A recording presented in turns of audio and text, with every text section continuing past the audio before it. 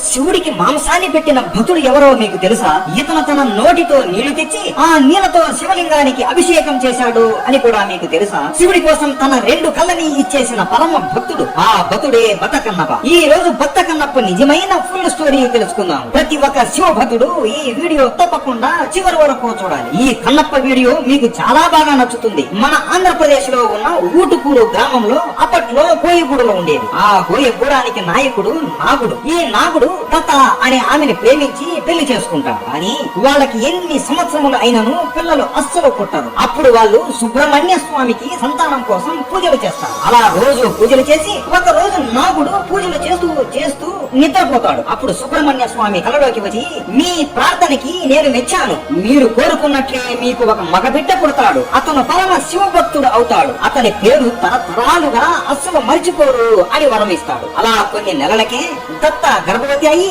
ఆమెకి ఒక మగబిడ్డ జన్మిస్తాడు. ఆ కొడుకుకి తిన్నడు అని నామకరణం చేస్తారు. వీళ్ళు అందరూ వేటగాళ్ళు కాబట్టి నాగుడు తిన్నడికి చిన్నప్పటి నుండి ఎలా వేటాడాలి, ఎలా జంతువులని చంపి దాని మాంసాన్ని ఎలా కోసి తినాలి అనే విద్యలు అన్ని నేర్పిస్తాడు. అలా తిన్నడు ధనుర్ విద్యలో తిరుగులేని వేటగాడు అవుతాడు. ప్రతి రోజు వేటకు వెళ్లి జంతువుల్ని చంపి ఆ మాంసాన్ని ఇంటికి తెచ్చి అందరికీ పంచేవాడు. కానీ తిన్నడికి దేవుడి మీద అస్సలు నమ్మకం అనేది ఉండదు. తన గూడెంలో ప్రతి ఒక్కరూ అలాగే తన స్నేహితులు కూడా అందరూ బండరాళ్ళని కొలుస్తూ ఉంటారు. తన స్నేహితులు తిన్నడిని ఆలయానికి ఎప్పుడు పిలిచినా కూడా నేను రావడం ఏంటి, ఒక బండరాయిని కొలవడం ఏంటి అని తప్పించుకునేవాడు. అలా చిన్నప్పటి నుండి ఒక్కసారి కూడా ఆలయానికి వెళ్లి ఉండడు. ఒక రోజు తిన్నడు తన స్నేహితులతో వేటకు వెళతాడు. అలా వెళుతున్నప్పుడు తన 2 స్నేహితులు తిరిగి ఇంటికి వెళ్లేటప్పుడు పక్క గూడెంలో ఒక శివాలయం ఉంది. అది చాలా పవిత్రమైనదంట. ఆ శివలింగం ముందు ఏ కోరిక కోరినా శివుడు తప్పక తీరుస్తాడంట. ఒక్కసారైనా అక్కడికి వెళ్ళాలి అని అంటారు. అప్పుడు తిన్నడు నవ్వుతూ, ఎప్పుడు చూసినా మీరు బండరాళ్ళని కొలుస్తూ ఉంటారు, అస్సలు మీకు సిగ్గు లేదా గుడ్డిగా ఒక రాయిని నమ్మడానికి అని హేళన చేస్తాడు. అయ్యో అలా మాట్లాడుకు తిన్నా శివుడు ఈ సృష్టికి మూల పురుషుడు. ఈ విశ్వాన్ని మరియు ఎంతో మంది దేవతలని సృష్టించాడు. ఆయనకి ఎంతో శక్తి ఉన్నా కూడా ఒక భక్తుడు ఆయనని ప్రేమగా తలస్తే ఒక పిల్లవాడిలాగా వాళ్ళ భక్తికి లొంగిపోయి వాళ్ళు ఏది అడిగినా ప్రసాదిస్తాడు. అందరి కష్టాలని తీర్చి ఆ దేవతలకే కష్టాలు వచ్చినా కూడా మొదటిగా వచ్చేది శివుడి దగ్గరికి తిన్నాను అంటారు. అంతెందుకు పక్క గూడెంలో ఉన్న శివలింగం ముందు 3 జీవులు చనిపోవడం వలన వాటికి మోక్షాన్ని కూడా ప్రసాదించాడు అని చెబుతారు. తిన్నడు ఆశ్చర్యపోయి, జంతువులకి మోక్షం వచ్చిందా, అది ఎలాగో దాని గురించి చెప్పండి అనగా తిన్నడి స్నేహితులు ఇలా చెబుతారు. ఇక్కడే ఈ అడవిలోని స్వయంగా ఒక వాయులింగం వెలిసింది. అది ఎండకి ఎండుతూ వానకి తడుస్తూ మంచుకి కూడా తడుస్తూ ఉండేది. దాన్ని ఏ మనిషి పట్టించుకోలేదు. ఏదో సాధారణమైన రాయి అనుకున్నారు. కానీ ఒక రోజు ఒక సాలి పురుగు, అయ్యో ఇది శివలింగం కదా, నా శివలింగం మీద ఎండ పడుతుంది ఏంటి అని దాని శక్తి మొత్తం ఉపయోగించి ఆ శివలింగం చుట్టూ గూడు కడుతుంది. అమ్మయ్యా ఇక శివలింగం మీద ఎండ పడదు అని అక్కడి నుండి వెళ్ళిపోతుంది. కొంచెం సమయం తర్వాత తల మీద నాగమని ఉన్న ఒక నాగుపాము అక్కడికి వచ్చి సాలిగూడు మధ్యలో ఉన్న శివలింగాన్ని చూసి, అయ్యో శివలింగం చుట్టూ ఈ గూడి ఏంటి అని అనుకుని దాని విషంతో శివలింగానికి అభిషేకం చేసి దాని నుదుట మీద ఉన్న నాగమణిని తీసి శివలింగం మీద పెట్టి వెళ్ళిపోతుంది. అలాగే మరికొంత సమయానికి అటువైపుగా వెళుతున్న ఒక ఏనుగు శివలింగం మీద ఉన్న విషము నాగమణిని చూసి, ఎవడరా నా శివలింగాన్ని ఇలా చేసింది అని దాని తొండముతో నీళ్లు తీసుకుని వచ్చి శివలింగానికి అభిషేకం చేసి నాగుపామ పెట్టిన నాగమణిని విసిరి పక్కన పడవేసి శివలింగాన్ని పూలతో అభిషేకం చేసి వెళ్ళిపోతుంది. మరుసటి రోజు సాలి పురుగు వచ్చి మళ్ళీ గూడు పెట్టి వెళ్ళిపోతుంది. తరువాత పాము వచ్చి ఆ గూడుని తొలగించి తన మణిని పెట్టేది. మళ్ళీ ఏనుగు వచ్చి మణిని తీసివేసి పువ్వులు పెట్టేది. అలా ప్రతి రోజు ఒకరి తర్వాత ఒకరు వచ్చి ఈ పనులు చేసేవాళ్ళు. కోపం వచ్చిన పాము, నేను నా నాగమణిని పెడుతుంటే ఎవరు తీసేస్తున్నారు అని తెలుసుకోవడానికి అక్కడే తక్కుని చూస్తూ ఉంటుంది. అలా కొంతసేపటికి ఏనుగు వచ్చి మళ్ళీ ఎవడరా నా పువ్వుల్ని తీసేసి ఈ మణిని పెట్టాడు అని కోపంతో తన తొండంతో ఆ మణిని విసిరి వేసి పువ్వులు పెడుతుంది. పాము ఇదంతా చూసి కోపంతో ఏనుగు తొండంలోకి దూరిపోతుంది. ఏనుగుకి ఏం చేయాలో తెలియక నొప్పితో పరిగెత్తుకుంటూ వెళ్లి పక్కనే ఉన్న ఒక పెద్ద బండరాయిని గుద్దుకుంటూ. అలా గుద్దుకున్నప్పుడు తొండంలో ఉన్న పాము నుచ్చు అయిపోయి చనిపోతుంది. ఏనుగు కూడా ఆ దెబ్బకి కుప్పకొలిపోతుంది. అదే రాయి మీద సాలిపురుగు కూడా ఉండడం వలన అది కూడా అక్కడికక్కడే చనిపోతుంది. అలా శివుడిని వాళ్ళకు నచ్చినట్లు వాళ్ళకి చేతనైనట్లు పూజిస్తున్నప్పుడు చనిపోయారు కాబట్టి శివుడు మెచ్చి ప్రత్యక్షమయ్యి ముగ్గురికి ప్రాణం పోసి వాళ్ళకి దర్శనం ఇచ్చి మోక్షాన్ని ప్రసాదించాడు తిన్నాను. అలాగే ఆ ప్రదేశానికి ఈ ముగ్గురి పేర్లు వచ్చేలా శ్రీకాళహస్తి అని పేరు పెట్టారు. శ్రీ అంటే సాలిపురుగు, కాళ అంటే నాగుపాము, హస్తి అంటే ఏనుగు. ఆ తర్వాత కొంతమంది ఆ శివలింగానికి ఒక చిన్న మందిరాన్ని కట్టారు అని తిన్నడికి వాళ్ళ స్నేహితులు చెబుతారు. తిన్నడు ఈ కథ విని పులకరించిపోతాడు. ఒక రాయిని ఎంత ప్రేమగా ప్రాణాలని ఇచ్చి పూజించారా, అసలు ఆ రాయి ఎలా ఉంటుందో అని ఆలోచనలో అడవి పందులని వేటాడి అక్కడే ఒక మంట వేసుకుని మాంసాన్ని కాలుస్తూ ఉంటాడు. తిన్నడి చేతులకి రక్తం ఉండడంతో పక్కనే ఉన్న నదిలో చేతులు కడుక్కొని రావడానికి వెళతాడు. ఆ మార్గంలోనే శ్రీకాళహస్తి మందిరం కనబడుతుంది. ఓహో, నా స్నేహితులు చెప్పిన ఆలయం ఇదేనా, సరే ఆ రాయి ఎలా ఉంటుందో చూద్దాం అని లోపలికి వెళతాడు. ఒక్కసారి ఆ వాయులింగాన్ని తిన్నడు చూడగానే అతని కళ్ళలో నుండి అతనికి తెలియకుండానే నీళ్లు కారిపోతాయి. అతనికి తెలియకుండానే అతని చేతులు నమస్కారం చేసేస్తాయి. పరిగెత్తుకుంటూ వెళ్లి శివలింగాన్ని హత్తుకొని, నేను తప్పు చేశాను శివయ్య, చిన్నప్పటి నుండి నేను నిన్ను చూడకుండా పెద్ద తప్పు చేశాను. నిన్ను ఎలా కొలవాలో కూడా నాకు తెలియదు అయ్యా. నువ్వు ఎప్పుడు తిన్నావో ఏమో, ఉండు నీకు తినడానికి ఏమైనా తీసుకుని వస్తాను అని పరిగెత్తుకుంటూ తన స్నేహితుల దగ్గరికి వెళతాడు. వేటాడిన అడవి పంది మాంసాన్ని తీసుకుని పక్కనే ఉన్న నదిలో నుండి నీళ్లు కూడా తీసుకొని పోదాం అని చేతుల్లోకి నీళ్లు తీసుకుంటుంటే కొన్ని అడుగులకే చేతుల్లో ఉండే నీళ్లు కారిపోతాయి. అప్పుడు తిన్నడు నోట్లో ఎన్ని నీళ్లు అయితే పడతాయో అన్ని నీళ్లను ఉంచుకుని చేతుల్లో మాంసాన్ని పెట్టుకుని శివలింగం దగ్గరికి వెళతాడు. నోట్లో ఉన్న నీళ్ళని శివలింగం మీద పోసి అభిషేకం చేసి, నీళ్ల తప్పికి తిరిందా శివయ్య, ఇదిగో నీ కోసం ఆహారం కూడా తెచ్చాను అని పంది మాంసం శివలింగం ముందు పెడతాడు. కానీ కొంతసేపటికి శివుడు ఆ మాంసాన్ని తినకపోవడంతో, ఏమి శివయ్య, నేను తెచ్చిన మాంసం నీకు నచ్చలేదా, నీకు తినడం రాదా, ఉండు నేను మంచి ముక్కని తీసి తినిపిస్తాను అని ఒక ముక్కని తీసి అతను రుచి చూసి, ఆహా ఇది భలే ఉంది, ఇది తిను అని శివలింగానికి పెడతాడు. కానీ అప్పటికి శివుడు తినకపోవడంతో తిన్నడు బాధపడుతూ ఏడుస్తూ దుఃఖంతో, నాకు అందరిలాగా పూజలు చేయడం రాదు అయ్యా,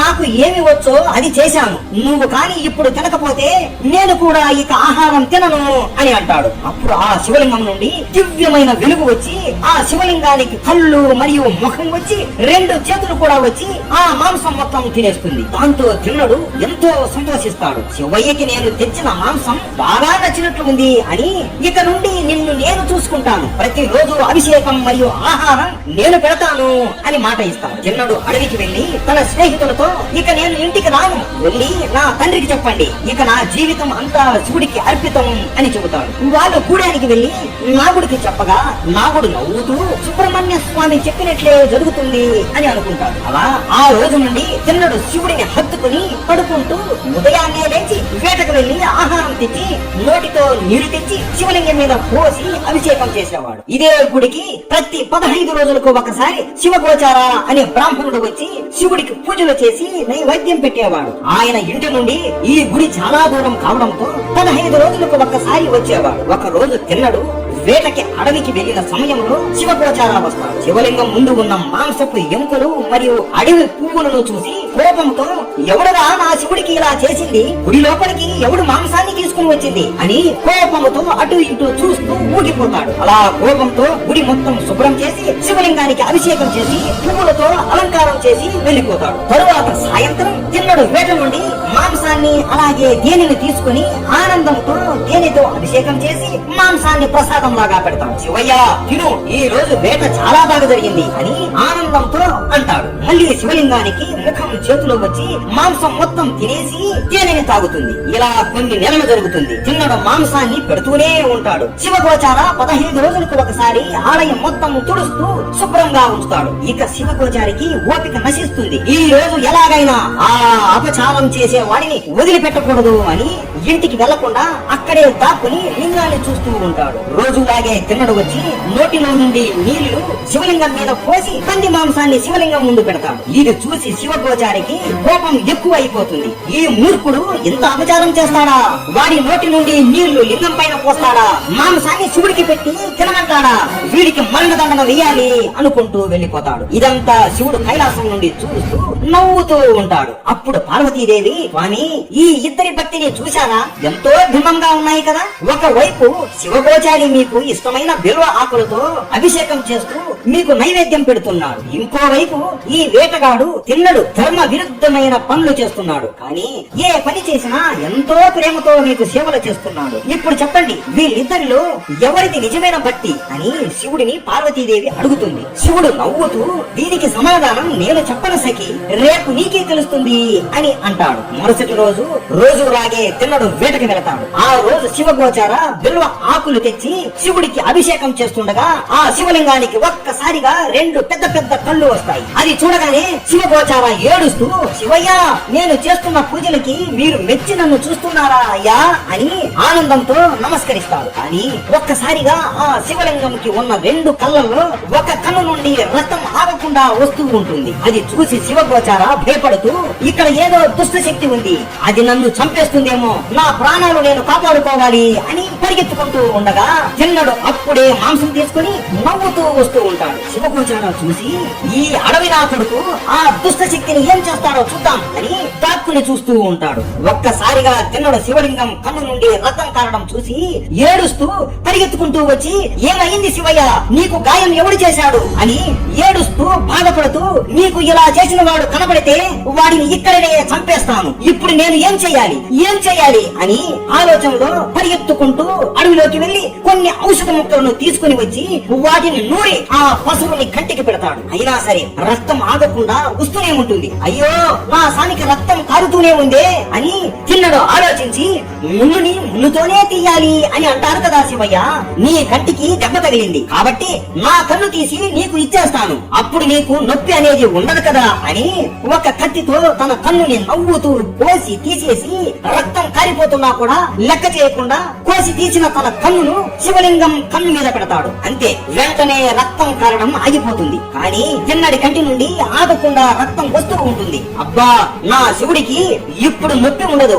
అని నవ్వుతూ నమస్కరిస్తాడు. కానీ వెంటనే శివలింగంకి ఉండే రెండో కన్ను నుండి కూడా రక్తం ఆగకుండా వస్తుంది. అప్పుడు తిన్నడు నవ్వుతూ, ఇప్పుడు నాకు ఏం చేయాలో తెలుసులే స్వామి అని రెండవ కన్ను కోస్తూ ఉండగా, ఇప్పుడు నేను నా రెండవ కన్ను కూడా తీసేస్తే ఈ కన్ను శివలింగానికి ఎక్కడ పెట్టాలో నాకు ఎలా తెలుస్తుంది అని లేచి తన కాలిని రక్తం వస్తున్న శివలింగం కంటి మీద పెట్టి తన రెండవ కన్నుని కూడా కోసి తీసేసి శివలింగానికి పెట్టేస్తాడు. అలా పెట్టేసి, శివయ్య నా స్వామి అని శివలింగాన్ని హత్తుకుంటాడు. ఇదంతా అక్కడే దాక్కుని ఉన్న శివగోచార చూసి తిన్నడి భక్తికి ఆశ్చర్యపోయి అక్కడికక్కడే మూర్చిపోతాడు. తిన్నడికి రక్తం ఆగకుండా వస్తూనే ఉంటుంది. ఇక అతను కింద పడిపోతూ ఉండగా ఒక చెయ్యి వచ్చి అతన్ని పట్టుకుంటుంది. అదే శివుడి చెయ్యి. శివుడి అక్కడ ప్రత్యక్షమయ్యి తిన్నడిని తన రెండు చేతులతో నవ్వుతూ పట్టుకుంటాడు. నా కంటి నుండి రక్తం వస్తుంది అని నీ గురించి ఆలోచించకుండా నాకు నీ రెండు కళ్ళని ఇచ్చావు చూడు, నువ్వు కదయ్యా అసలైన భక్తుడివి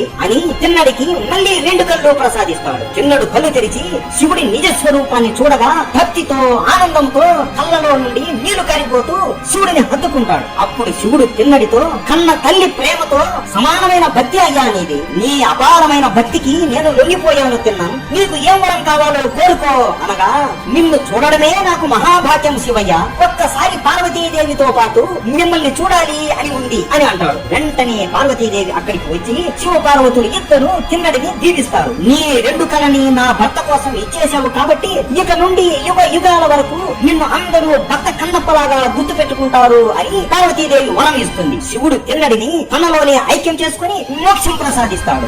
ఈ కథను బట్టి మనకు ఏమర్థమైంది? మనకు దేవుడిని పూజించడం రాకపోయినా సరే, గుడికి ఒక్కసారి కూడా వెళ్ళకపోయినా సరే, మీకు దేవుడి పైన నిజమైన భక్తి మనసులో ఉంటే చాలు, సాక్షాత్తు ఆ దేవుడు మీకు మోక్షాన్ని ప్రసాదిస్తాడు అని అర్థం చేసుకోవచ్చు. ఇది నిజమైన కన్నప్ప కథ.